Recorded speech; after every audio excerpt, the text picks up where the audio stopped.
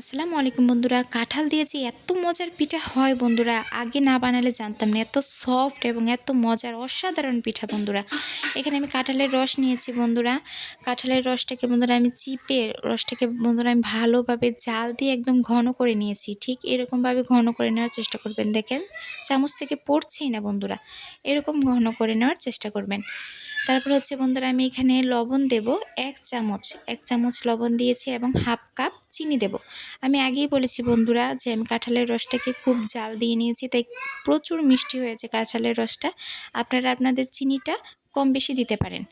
তারপর হচ্ছে ভালোভাবে মিশিয়ে নেবেন। চিনিটা দেওয়ার পরে ভালোভাবে মিশিয়ে নেবেন যেন কোনো দানা দানা না থাকে। এখানে আমি কাপ এক কাপ আর হাফ কাপ হচ্ছে গিয়ে চালের গুঁড়া, শুকনা চালের গুঁড়া দিয়ে দিয়েছি বন্ধুরা।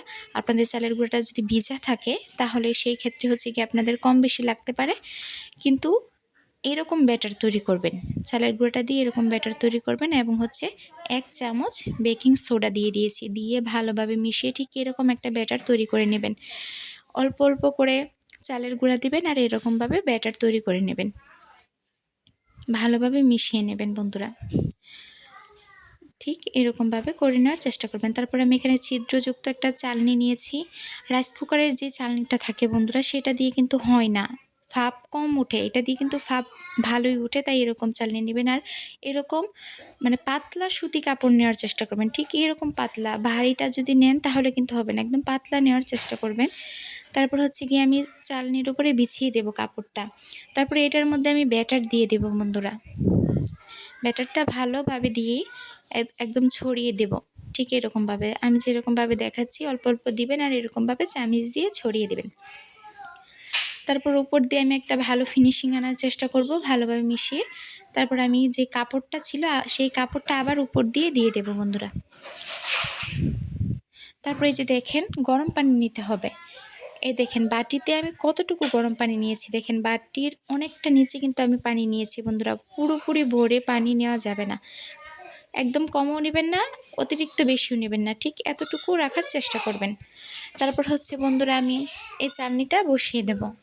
দেখেন আমি চালনিটা বসিয়ে দিয়েছি, দিয়ে আমি ঢাকনা দিয়ে ঢেকে দেব বন্ধুরা। এখন আমি ঢাকনা দিয়ে ঢেকে দেব। আর ঢাকনার উপরে যে ছিদ্রটা আছে এই ছিদ্রটা আমি বন্ধ করে দেব এরকম একটা কাগজ দিয়ে বন্ধুরা, ভালোভাবে বন্ধ করে দেব। তারপর হচ্ছে আমি 1 ঘন্টা 30 মিনিট পরে চলে আসলাম বন্ধুরা। আমি 1 ঘন্টা পর্যন্ত এটা ছিল। তারপর হচ্ছে আমি লাইনটা খুলে দিয়েছি, গরম পানির উপরেই আরও 30 মিনিট ছিল বন্ধুরা। এই যে দেখেন একদম পারফেক্ট হয়েছে বন্ধুরা। আর আপনারা কী করে বুঝবেন যে একদম পারফেক্ট হয়েছে, তার জন্য আমি দেখেন একটা বাজা কাটা নিয়েছি বন্ধুরা। বাজা কাটার পিছন সাইড আমি হচ্ছে পিঠার মাঝখানে ঢুকিয়ে দেব। ঢুকানোর পর সেটা বের করব বন্ধুরা, একদম একদম নিচ পর্যন্ত ঢুকিয়ে দেবেন, তারপরে যে বের করবেন। এই যে দেখেন বন্ধুরা এখন কিন্তু এটা আঠালো আছে, পিঠাটা একদম আঠালো আছে, পিঠাটা কিন্তু কাঁচা নেই বন্ধুরা। যখন আমরা পিঠাটা ব্যাটারটা যেরকম কাঁচা ছিল না সেরকম কাঁচা নেই কিন্তু এখন, আর এটা কিন্তু আঠালো আঠালো হয়ে গেছে বন্ধুরা। যে দেখেন হাত দিয়ে দেখেন, আমি আপনাদেরকে দেখাচ্ছি, যখন এরকম আঠালো হয়ে যাবে তার মানে বুঝবেন যে পিঠাটা একদম পারফেক্ট হয়েছে বন্ধুরা।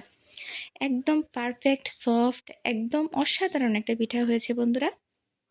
এই যে দেখেন আমার পিঠাটা একদম পারফেক্ট হয়েছে বন্ধুরা, উপরে নিচে ভিতরে একদম খুবই খুবই পারফেক্ট একটা পিঠা হয়েছিল। আর পিঠাটা খেতে বন্ধুরা দুর্দান্ত ছিল, আমি একাই মনে হয় বেশি খেয়ে ফেলেছি বন্ধুরা, এত মজা হয়েছিল।